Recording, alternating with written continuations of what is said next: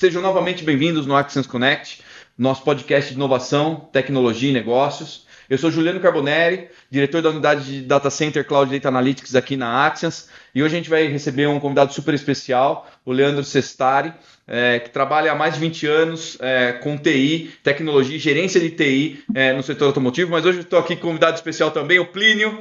Olá pessoal, boa tarde, meu nome é Plínio Fava, eu sou diretor da área de Networking, Cybersecurity e Workspace dentro da Axians. É um prazer estar aqui com o Sestari para a gente conversar e descobrir esse mundo TI no mundo automobilístico. Legal. Diga aí, Sestari. Como o Juliano falou, meu nome é Leandro Sestari, eu estou há mais de 20 anos trabalhando no mercado automotivo, com gerência de TI, com projetos também, uma atuação até global em alguns projetos e cuidando dessa parte de TI, de toda a estrutura que a empresa tem, fábricas e tudo mais, no ambiente de manufatura aqui para o Brasil.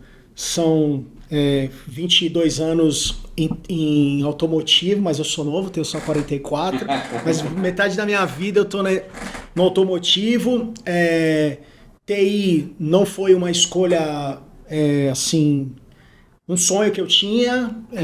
Eu fui sendo direcionado para a área de TI, então colegial técnico e processamento de dados, aí fazer faculdade, que era o sonho dos meus pais, que não tiveram essa oportunidade, fazer faculdade, faz o quê? Eu gostava muito de matemática, queria fazer matemática, acabei aos 45 minutos do segundo tempo prestando um vestibular para análise de sistemas, me formei em análise de sistemas, fiz um estágio onde eu aprendi programação e aí a minha vida começou a ser direcionada por conta de um anúncio de um projeto de 2 meses. Para terminar um projeto, eu fui para a empresa que eu estou até hoje e 2 meses são 22 anos aí. E aí passei por tudo dentro de TI, né? Passei por suporte, por programação, por análise de sistemas e aí hoje estou gerenciando a área de TI. O pessoal me pergunta se eu tenho saudade de programar, eu acho que eu era muito ruim programador, por isso que eles me direcionaram para essa área gerencial. E eu fui me ajeitando aqui, né? Hoje, graças a IA, muita gente está entrando nessa e acho que não está tá mais fácil. Mais fácil. Na nossa época não era tão fácil. Não era nada fácil, mas a vida ainda de programador ainda me pegou um pouco e tudo mais. Coincidência, né? Eu ainda tinha sempre tive vontade de dar aula. Tinha vontade de dar aula, queria dar aula, uma época da minha vida eu queria dar aula, eu tinha um diretor meu que dava aula numa universidade e ele me deu uma oportunidade de fazer um teste. E eu fiz um teste e passei no teste e um curso de TI e o coordenador falou, legal, só que eu só tenho uma opção para ti, tu tem que dar aula de C. Eu falei, mano, bora, vamos lá, vamos aprender, vamos se... Pointers. E aí ainda fiquei um tempo dando aula de programação. Livrinho lá do Rich.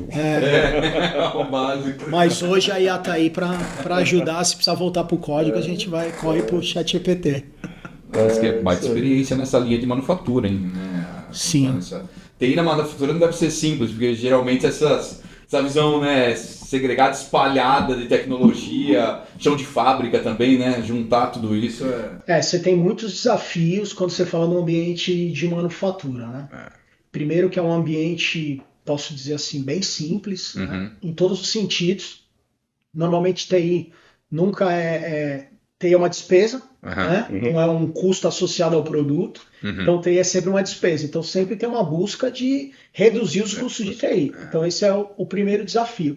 Você tem normalmente pessoas bem simples trabalhando ali. Então você tem os desafios de segurança, né? Que você tem que conviver com isso. Você tem que trabalhar, ter mecanismos para que você tenha um ambiente seguro. Não só para quem trabalha lá na fábrica, mas para toda uma organização, né? Porque hoje você está dentro de uma rede que se tem um problema aqui no Brasil, você vai impactar o mundo inteiro, já que a empresa é uma empresa globalizada. Então, o desafio de criar uma cultura de segurança, de tentar trazer para dentro desse ambiente de manufatura melhorias, né? Então, você tem situações hoje, eu posso te levar tranquilamente numa planta nossa, e eu posso te levar no chão de fábrica, eu posso te mostrar um hack de rede, que não tem nada a ver com... O chicote precisa de rede para poder ser validado, uma série de ordens de produção para o pessoal poder fazer a fabricação funcionar. Mas hoje eu te levo lá e te falo, ó, eu tenho orgulho porque esse hack tá bonito, tá organizado, tem um no break, que foi algumas coisas que eu sempre lutei para que pudesse ter um entendimento diferente de TI, que não fosse só essa baita despesa. Sim. TI é um serviço comparado com outros normalmente caro, mas que a gente olhasse diferente. Então, nesses 20 e poucos anos que eu tô... Mas uma coisa que o ambiente industrial traz de cara é a disponibilidade. Você tem que ter disponibilidade. Muita disponibilidade, maneira, né? Plínio. Isso é um negócio... assim, ontem, 5h30 da manhã, meu telefone tocou, porque a gente não tinha sinal de wireless dentro da fábrica. E a gente está falando que a produção para. Então, assim, nós estamos falando de 40 e poucas antenas com 200, 400 funcionários que estão parados, que não podem trabalhar porque você não tem sinal de wireless e o sistema não funciona. E aí, não é uma questão só de ter funcionário parado, que você tem um prejuízo para isso, mas é uma questão de você parar um cliente. Atrasar a tua produção e a produção do teu cliente. Exatamente, né? Porque o processo hoje... ele é enxuto, né? Você busca cada vez mais as boas práticas de inventário e tudo mais, buscam cada vez mais você ter pouco estoque. Não tem motivo você ter muito estoque.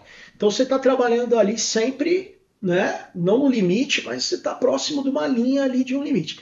Então você tem que ter uma alta disponibilidade, sim. E a gente foi mudando muitas coisas para ter essa alta disponibilidade. Mas além de você ter um risco de uma multa, porque você para uma linha do cliente, são milhões, você tem uma questão da qualidade do seu serviço e de quanto você garante uma entrega para o cliente, entendeu? Sem impacto, mantendo essa alta disponibilidade. Então esse é um desafio também, você não pode parar, você tem que continuar produzindo. E aí, TI não é uma... por ser uma coisa mais matemática, né? TI, digamos assim, está lá nas exatas, né? Cara, às vezes não é tão... o que eu enxergo assim, você tem toda uma estrutura e de repente acontece algo que você não conseguiu prever, cara. É impressionante. O que aconteceu? A gente não conseguiu prever isso, aí você tem uma parada, todo um estresse para voltar a linha, para voltar as coisas normal, aí você tem um trabalho de hora extra para poder voltar a manter, para compensar e tudo mais. Então, a alta disponibilidade é um desafio, sim. E aonde a gente está, são cidades pequenas, consideradas pequenas, você tem desafios de infraestrutura. Né? Você não tem as grandes operadoras chegando em alguns centros. Às vezes você não tem dualidade de acesso. Você pode até ter dualidade. Você tem até um caminho diferente, o cara vem por Minas, outro vem pelo Rio de Janeiro, só que você tem, assim, um caminhão batendo poste. Tchau. A gente brinca que fala que a vaca sentou na fibra, né? Porque a gente está bem no interior e, de repente, é uma loucura. Uma loucura. Você para, são fornecedores menores que te dão até uma questão de uma flexibilidade de você... Eu tenho o número do telefone dos donos, né? Empresas menores, eu ligo para os caras e falo... caiu lá, o cara falou, eu sei, rompeu uma fibra e a gente está... Então, são realmente esses desafios. Então, por mais que você tenha redundâncias e tudo mais, e a gente vem trabalhando isso na estrutura que eu tenho, a gente vem trabalhando nessas redundâncias. Eu tenho... as fábricas, a gente tem 3 links de dados, não basta ter 2, a gente tem 3... E a gente tem redundância dos equipamentos de borda para entrar links, a gente tem redundância de suítes, uma série de coisas, mas ainda tem coisas que a gente enxerga como... É um aprendizado constante nessa vida de indústria. Sempre uma busca para você estar tentando... nunca tá perfeito, assim, né? Você está sempre buscando chegar nessa quase perfeição, melhorar o que for, aí você sempre vai, caramba, agora falta a fibra, porque o rato rói fibra. É impressionante, né? Ou seja, nesses 20 e poucos anos eu já passei por situações de que a fibra rompeu e aí você descobriu que o rato roía. Hoje você tem fibra anti-roedor, mas o rato já roeu fibra. Então, assim, você tem que ter contingência de fibra, você tem que ter contingência de tudo. Isso é por conta do que você falou, da alta disponibilidade. E ainda assim, você pode estar no melhor serviço que tiver, que for, há 15 dias atrás, se não me falha a memória aí, minha esposa falou, eu não consigo logar no Gympass para ir para academia. Pô, consegue logar? Consigo, eu só posso entrar na academia se eu logar no Gympass, fazer check-in, né? Gympass. E o que aconteceu? Aconteceu que várias empresas pararam, porque um grande data center Parou. Ficou famoso umas semanas atrás. Assim, cara, quantas contingências esses caras têm, quantas data center, a gente está falando de, vocês sabem bem mais que eu, né? De todas as seguranças, contingências que você tem, ainda assim a gente tem... Tem que estar preparado para os imprevistos, né? Que acontecem em todas as áreas. Sempre. Bem por aí. E nesse aspecto, eu imagino que nesses 22 anos que você está trabalhando, a dependência, digamos assim, da parte de TI por conta da fábrica deve ter aumentado muito, né? Porque você tem os sistemas, logo, não sei o quanto que as tuas linhas são robotizadas ou não, mas essa dependência em 2 décadas aí deve ter aumentado exponencialmente, né? O que o pessoal pede é sempre uma automatização e informações cada vez mais rápidas e com acuracidade. Então, você conecta vários sistemas para poder trazer as informações que as pessoas precisam para executar o trabalho que elas fazem. E aí você tem uma outra questão, que é um paradigma, que é assim, eu sou cobrado muitas vezes de você não ter essas paradas. Eu parei, mas eu não posso parar, eu tenho que trabalhar offline. Aí eu chego para minha diretoria lá e falo assim, tá, como é que a gente trabalha offline se você tem uma dependência gigantesca de informações e de cruzamento de conexões? Então, o que você falou, cada vez mais as coisas estão informatizadas. Não, mas a gente tem que ter uma contingência. O sistema tem que trabalhar offline. Cara, como? Entendeu? Eu não tenho como trazer toda a informação que eu tenho num servidor, num data center, para dentro de um computador ou dentro de um outro equipamento. Então, você tem que... gerenciar expectativas, desafios, e assim, o foco sempre é o cliente. Né? Para mim, os meus clientes são, né, o time de manufatura, os meus gerentes, os meus diretores, os funcionários, esses são os meus clientes. Mas a gente tem grandes montadoras. O cliente final, né? Quem está no fim são os clientes. O consumidor que tem o carro, que leva um chicote nosso e tudo mais, esses caras é o cliente. Então você tem que manter tudo o máximo possível com alta disponibilidade, sem parar, com uma qualidade, dá o suporte necessário para que a gente entregue um produto sem retrabalho e tudo mais. Então, o que você falou de informatização, digamos assim, dessa conexão, isso é uma realidade mesmo. Cada vez mais você tem uma demanda crescendo porque você está automatizando. Sim, cada vez mais você depende, melhora a tua produtividade, mas você depende disso, né? Sim, porque exatamente. Não dá mais para trabalhar na prancheta, né? Não dá mais mesmo. Você comentou que a TI para esse setor é visto mais ou menos como um custo, efetivamente. Uma despesa. Uma despesa. Uma despesa. Porém, dentro da planta fabril lá, imagino diversos sensores, imagino que ter essa previsibilidade também para algo não parar, os equipamentos não pararem, ter os modelos de inteligência para manter tudo aquilo no ar, assim. Hoje você assim, já trabalhou em algum projeto de previsibilidade de problemas em equipamento, IT, OT, conjunto? Não, ainda não tive essa oportunidade. O ambiente fabril é um ambiente, assim, no caso do nosso produto, aí do chicote, você tem quase um produto artesanal. Então, assim, você tem mesmo uma dependência muito grande do operador. Porque você tem uma ação manual, impressionante.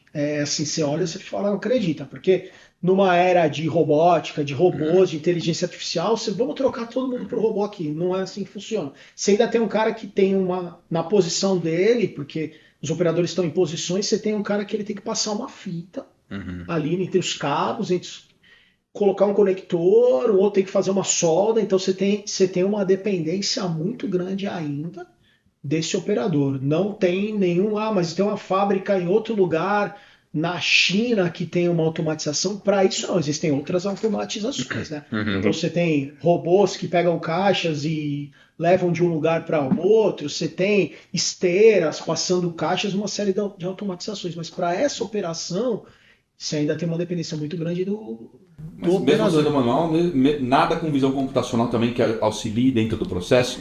É que hoje eu vi uma solução impressionante, assim, tentando trazer um parceiro novo para a área de varejo.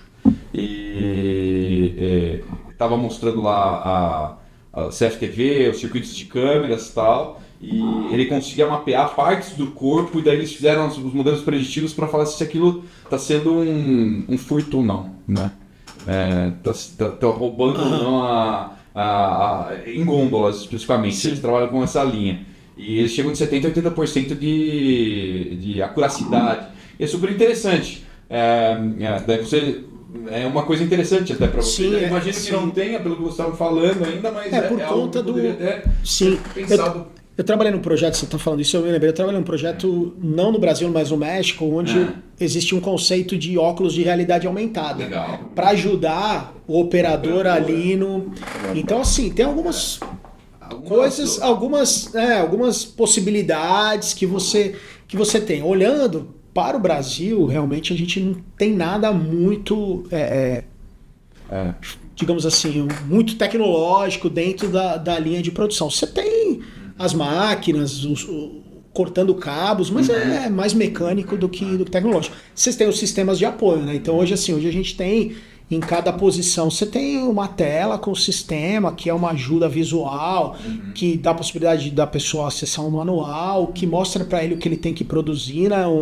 Um digital production order que ajuda a gente, que hoje eliminamos aí milhares de corte de papel, de corte de árvores aí, até um projeto reconhecido aí por conta disso, dessa mudança que a gente tinha, porque a gente tinha uma ordem no papel, hoje a gente não tem, a gente tem todo um sistema automatizado rodando isso, mas ainda acho que o futuro deve trazer outras possibilidades para nós que hoje no Brasil a gente não aplica mesmo. E no campo de testar os chicotes, né? Porque eu lá no começo da carreira, o primeiro projeto que eu fiz, recém-formado, entrei, foi fazer um testador de cabos, né?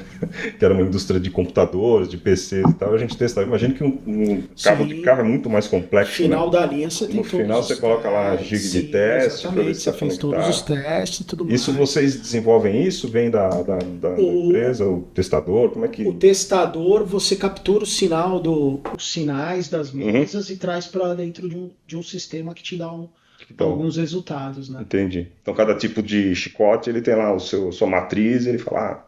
você tem os conectores, né? Que são os conectores que vão dependendo da posição do carro e da bateria, e aí esses são testados, alguns sinais são emitidos, e aí você consegue fazer as validações. Validou ali, esse conector aqui, não validou, então vamos lá, vamos entender se é um encaixe, vamos tirar, vamos deixar de lado para fazer uma validação de qualidade, tudo tem que ser testado antes de chegar ser enviado para o cliente. Você comentou sobre a disponibilidade numa visão assim mais física e de conectividade. E na questão de segurança? Hoje é algo importante também lá? Cara, a gente tem uma estrutura bem robusta de cybersecurity, é uma estrutura global, então a gente tem toda uma estrutura mesmo, vice-presidência, tem tem o CISO, tem toda uma estrutura porque você ainda tem hoje, por conta até dessa simplicidade das pessoas, você ainda tem hoje pessoas que a gente tem 2 em 2 meses a gente tem teste de phishing, né? Então a gente ainda tem um cara que recebe um e-mail que tá assim, clique aqui que você ganha um iPhone 16.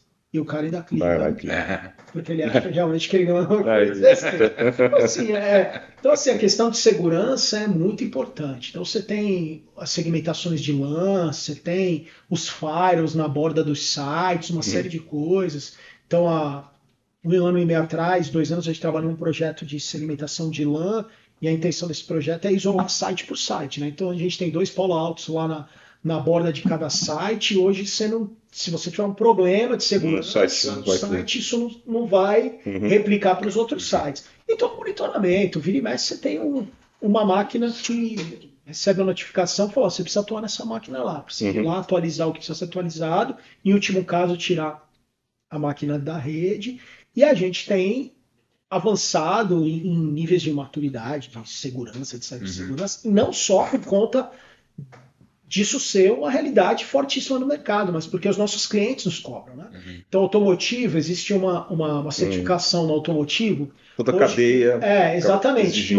Exato. Então, uma certificação chamada TISAX. É uma certificação que é da moda dentro do mercado automotivo. Então, as montadoras te exigem que tu seja certificado TISAX.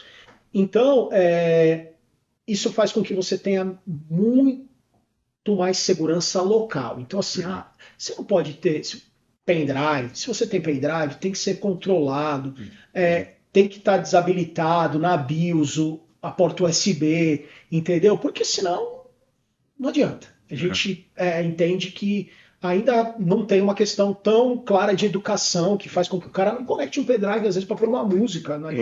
Sim. E isso tem o pendrive que ele trouxe de casa e tudo mais. Então você tem uma série de cuidados, não só por causa de um conceito da empresa sobre cibersegurança, um modelo robusto, como eu falei, mas porque os clientes exigem muito, vocês têm muitos. Vocês acabam sendo drivados para fazer esse tipo de coisa. Muitos, e se você não certificar, você não pode mais fornecer. Você não consegue fornecer.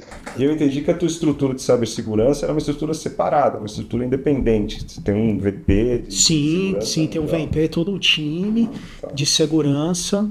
Eles dão os parâmetros. Sim, os guidance e tudo mais. E tem um SOC? Vocês têm um SOC dentro da empresa? Tem um SOC. Tem um SOC geral que atende. Sim. Global que atende o mundo inteiro, você tem um SOC. Você não tem uma figura de cibersegurança no Brasil. O Brasil na estrutura nossa, a gente é 2%. Né? Então, a gente é uma empresa que tem mais ou menos hoje 6 mil funcionários. A gente está falando de 170 mil no mundo, né? Então, assim, a gente é pequenininho, perto. Então, você tem uma estrutura global que atende o mundo inteiro, inclusive atende o Brasil. Sim. 2% é o número do Brasil aí fora, né? A gente está várias empresas por aí. E uma estrutura muito verticalizada hoje, né? TI está muito verticalizado. Eu até sou fruto dessa verticalização, porque eu comecei como um prestador de serviço, né? E por conta de um outsourcing, num processo interno, eu me candidatei para uma vaga gerencial e acabei sendo contratado para dentro da empresa e estou lá desde então. Então eu sou fruto desse outsourcing, dessa verticalização, mas eu tenho alguns os meus pontos, né? Porque ainda assim você tem uma dependência, né? Hoje você tem, por exemplo, falei de 6 mil funcionários, eu sou o último IT corporativo do Brasil, né? Então quando eu comecei tinha 100 pessoas, hoje tem uma só, né? Essas pessoas foram terceirizadas e tudo mais. Eu fui ficando, o último dos moicanos aí, fui ficando tudo mais. Mas assim, o que acontece é que não é que mas funciona maravilhosamente bem com todo o time da Índia e tudo mais. Não, beleza. Você ainda tem uma dependência local, né? O que a gente fez normalmente foi meio que deixar isso para dentro da manufatura. Então você fala, é só você de IT no Brasil? Não sou só eu. Eu tenho um prestador de serviço em cada site meu, que é um field service, que é um cara que é uma mão inteligente nossa lá. E aí, hoje eu tenho uma estrutura de desenvolvimento robusta dentro da manufatura. É um IT dentro da manufatura. Eles não estão dentro do centro de custo de TI, mas eles estão dentro do centro de custo de manufatura. Podia chamar isso de OT? É o pessoal de OT ou não? Eles estão da manufatura. Não sei se é o pessoal de OT, porque eles ainda não estão nesse momento. Nessa pegada. Entendeu? Mas eu tenho sistemas de manufatura que gerenciam toda a fábrica desenvolvida por esse time, que é um time muito bom, muito competente, que desenvolve toda essa estrutura. Então, essa coisa digital das ordens, o sistema de gerenciamento de manufatura, sistema que controla o corte de cabos, né? Porque o chicote depende de várias matérias-primas, delas são cabos, né? De cobre e tudo mais. Então, sistemas que controlam isso. Então, eu tenho uma equipe de desenvolvimento. Digitalização, digital transformation, que aconteceu a digitalização vem muito forte, né?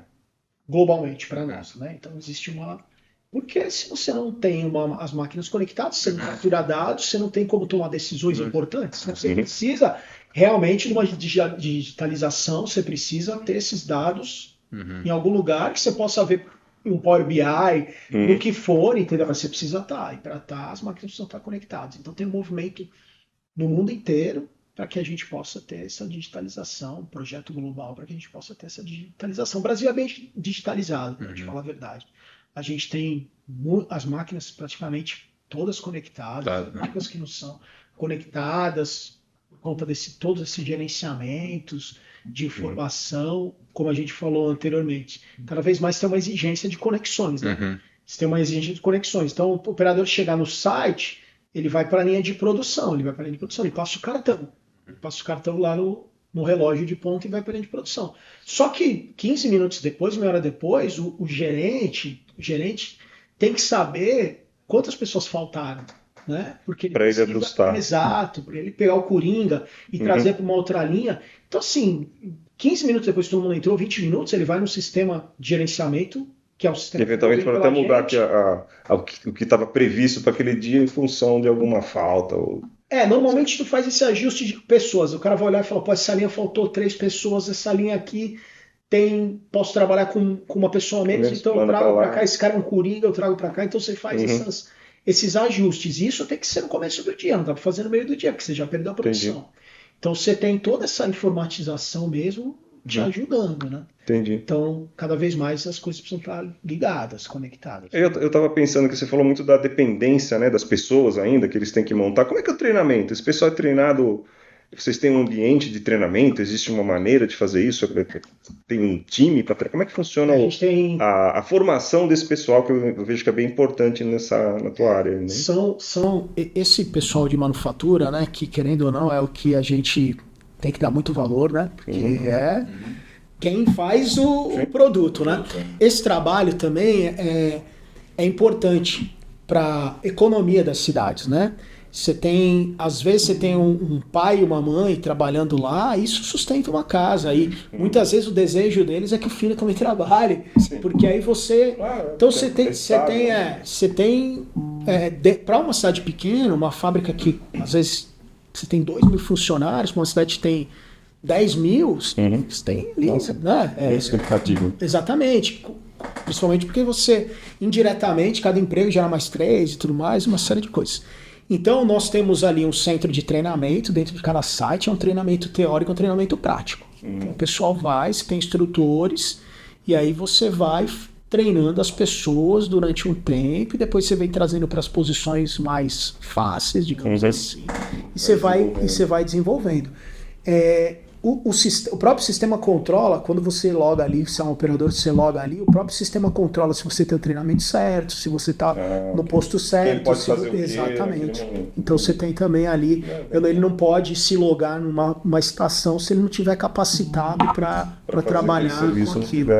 Certificado, digamos assim, de que ele pode fazer aquilo. Sim. É legal. E isso também é digitalização no final, né? Sim, é digitalização. Por isso que a gente falou, né?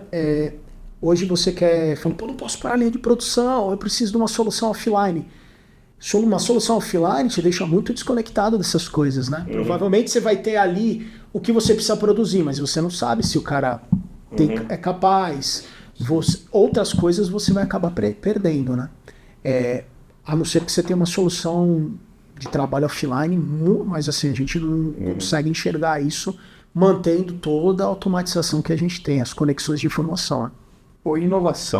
Inovação para frente, mas não só inovação dentro na tecnologia, inovação do setor automotivo que você está vendo. Agora vamos extrapolar só esse assunto, porque é legal que você está nessa vertical, nesse mercado e está lá, conhece o dia a dia. Como você está vendo o futuro aí dessas inovações e para essas inovações chegar até o consumidor final? Imagino que é alguns anos aí, né?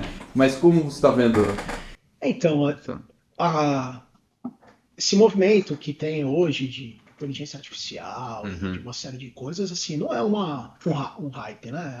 É algo que veio para ficar e tudo mais. O carro, ele está cada vez mais olhando para o software também, né? Então, assim, ele deixa de olhar só para a parte mecânica e você vai automatizando o carro e o software vai cada vez tomando mais poder. Poder de dirigir sozinho, poder de controlar sensores, poder de ter câmeras que veem se o motorista está dormindo e alertem. Então, assim, você tem sim toda essa possibilidade. E isso vem para ajudar, para melhorar e tudo mais. Vem sempre olhando para as oportunidades, né? Então sempre tem um movimento, sim, cada vez mais tecnológico, de você tenha sensores, que você tenha, principalmente, olhando não só, eu acho que a facilidade que você traz para o motorista, mas olhando segurança também, né? Segurança do motorista, uma série de coisas. Então tem um movimento, a empresa trabalha com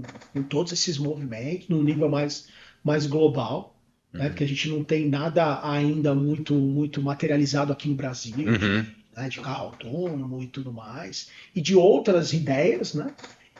A gente vai seguindo os padrões dos nossos clientes. Então, o que hoje a gente trabalha aqui, que é a nova onda, é a questão do carro, do híbrido, do carro elétrico e tudo mais. Então, a gente já estuda parcerias também para poder começar a ter chicotes para esse mercado também.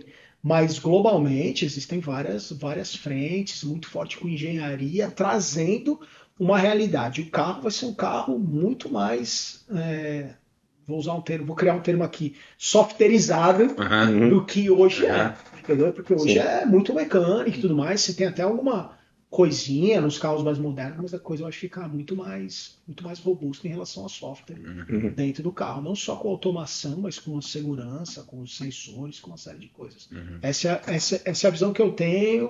E cada vez mais inteligência artificial sendo trazida para ajudar, para fazer previsões, para pilotar, para o que for, né? Eu acho que esse é um caminho que não tem mais volta, né? Se a gente já não tem... quem não tem projetos de inteligência artificial hoje está para trás, né? Não é começar a pensar em inteligência artificial, é já estar desenvolvendo coisas em IA, né? Como aportar valor. E essa visão da IA, da interna dentro da empresa, hoje, você está ajudando, está guiando, como você está vendo? Eu tenho assim uma curiosidade muito grande para olhar isso e tudo mais. Não só numa questão, né? Porque hoje a IA te ajuda no dia a dia com muitas coisas, né? É impressionante, né? Às vezes eu me pego tentando entender pessoas que ainda não usam. Não estou falando de nada muito, mas assim, ali o prompt, né? Para fazer alguma coisa. Então assim, porque hoje é uma realidade mesmo.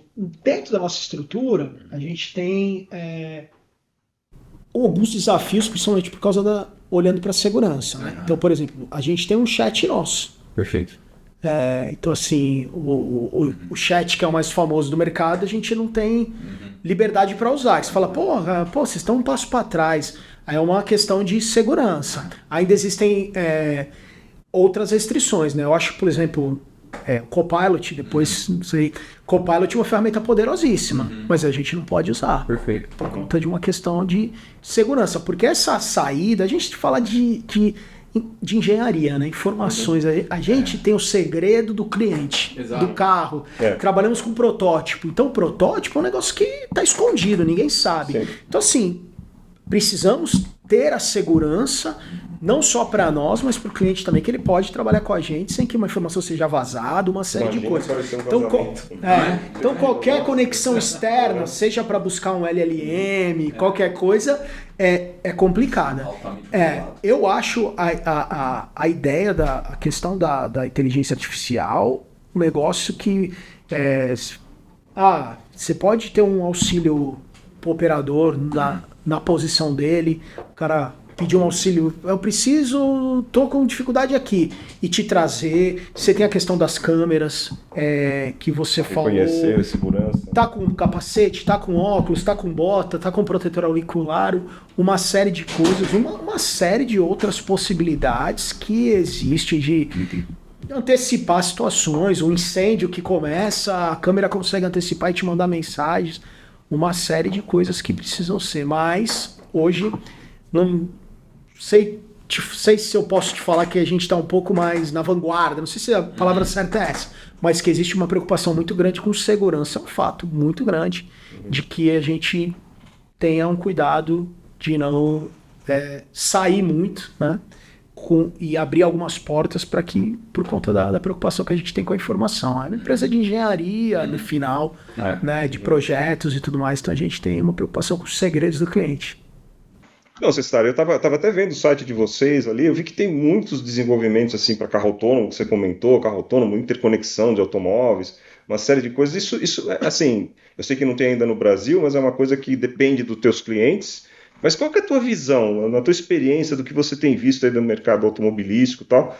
Qual o caminho que vai se seguir? Qual o caminho que a gente vai ter aqui daqui a alguns anos, juntando inteligência artificial, melhoria da conectividade, necessidade para a indústria para estar conectada, tudo isso? Qual é a tua visão aí de futuro? Segurança. Vamos brincar de ficção científica um pouquinho. Cara, quando tu fala de brincar de ficção científica, né, eu tenho 2 filhos, né, um de 11 anos e um de 8, e a gente está num processo de eu ver alguns filmes antigos com eles, né? Então, esse fim de semana a gente viu Karate Kid, há um mês atrás a gente viu De Volta para o Futuro, então a gente imaginou que a gente já estaria com carros voadores por aí, né? Então, às vezes, o desejo, o que a gente acha, mas brincar de futuro a gente pode, né? Porque não estamos assinando nenhum contrato aqui. A questão do carro autônomo é uma realidade, né? Já não é mais um teste, né? É uma realidade e tudo mais. Eu tenho um amigo que teve na Califórnia há algum tempo, ele pegou um Uber que era autônomo, né?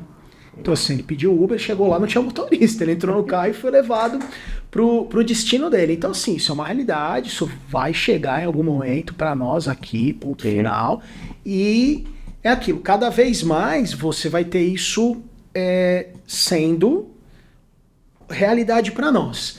E o quanto isso te preocupa? Esse mesmo amigo me contou uma história interessante. Ele disse que quando ele chegou em São Paulo, ele pegou um Uber em São Paulo e tinha um motorista, claro. E ele comentou com o motorista, pô, tu sabe, eu peguei um Uber Califórnia, não sei aonde aí, e não tinha motorista. Aí o cara falou, sério? Aí o cara falou assim, puta oportunidade que eu tô vendo aí, uma baita oportunidade que eu tô vendo. O motorista falou, e ele ficou surpreso, que ele falou, pô, peraí, como? O cara vai roubar teu lugar. Aí ele falou, não, o cara vai roubar meu lugar. Se eu tiver carro autônomo, eu posso ter mais 3 carros. Eu dirijo um e eu ponho 3 para rodar para mim, sem motorista, eu não preciso de motorista e tudo mais. Então, hoje, a minha visão de futuro de inteligência artificial é que assim, não é que a IA vai roubar o emprego dos humanos e a posição dos humanos. Eu acho que a IA vai substituir pessoas que não conhecem, não sabem o mínimo possível para lidar com a IA. Então a IA vem para auxiliar mesmo, né? Então, quando você pensa em futuro, em carros autônomos, para a realidade do Brasil, a gente tem toda a questão de meio ambiente, de combustão, uma série de coisas, e a gente tem, primeiro, a visão da eletrificação, né, dos carros elétricos, né? Então, o primeiro passo, antes da gente chegar lá nos carros autônomos, a gente tem um movimento de carros elétricos e tudo mais. E aí, para surpresa, eu ouvi isso de uma pessoa, um diretor de vendas e tudo mais, que é um cara que eu admiro muito dentro da minha estrutura, e todos os índices de previsões, eles não apontam que daqui a 10 anos a gente vai ter muitos carros elétricos e tudo mais. Os números não são tão agressivos quando a gente imagina, fala, pô, meu próximo carro vai ser um elétrico e tudo mais. Por quê? Porque você pega na questão da infraestrutura. Por mais que você tenha uma estrutura... Você fala, não, mas hoje tem carro que anda 1.000 quilômetros, tem autonomia de 1.000 quilômetros. Ainda assim você tem, né? Algumas situações. Então... Demora para carregar, não é mesmo? Quando você olha para 10 anos, a gente ainda vê gasolina e álcool aí por muita coisa. Você tem um aumento, mas você não vê aquela troca maciça, né? Como a gente imaginou que a gente já estaria voando hoje e não está. Então talvez esse processo demore um pouco mais. Tem que vir uma questão do elétrico, por N motivos, por questão de meio ambiente, uma série de coisas, por boas práticas, pelos compromissos que os governos fazem. Então você tem uma injeção de investimento e tudo mais, que você tem que ter uma mudança. E claro que a gente vai chegar no carro autônomo, e a gente vai chegar no carro que vai voar e tudo mais, Mas assim, eu não sei se eu ainda vejo todo esse movimento, sendo bem sincero. Se é algo, eu tô com 44 anos, não sei se daqui a 40 anos a gente ainda vai ter carros voando, né? Porque imagino como seriam semáforos, né? E do jeito que é São Paulo, do jeito que tiver São Paulo... É como seja autônomo, né? Se estiver voando, é melhor que seja autônomo. É verdade. Senão, então existe um movimento, para mim, assim, o que é mais claro é o movimento do elétrico mesmo e tudo mais. Acho que o elétrico vai rapidamente... passando por esse lado da infra, né? Porque a infra realmente é ruim, né? Você vai viajar, você não tem certeza se você vai conseguir colocar, mas eu acho que vai ser mais rápido nesse ponto. E além disso, você tem a questão mesmo de, além do carro, a questão do software é fato, né? O carro começa a vir, independente se tem uma questão de gasolina, de bateria, de energia, eu acho que a questão do software é um negócio que talvez venha mais rápido do que qualquer autonomia e tudo mais, a questão do carro ser muito mais baseado em software do que qualquer coisa, de uma inteligência mesmo, né? Porque, de novo, para mim, a gente teve ondas, né? Algumas ondas aí na história, algumas revoluções, mas eu acho que essa revolução de inteligência artificial é um negócio que não é um hype mesmo, né? É um negócio que veio para ficar e aí todo mundo vai se ajustar, é isso, né?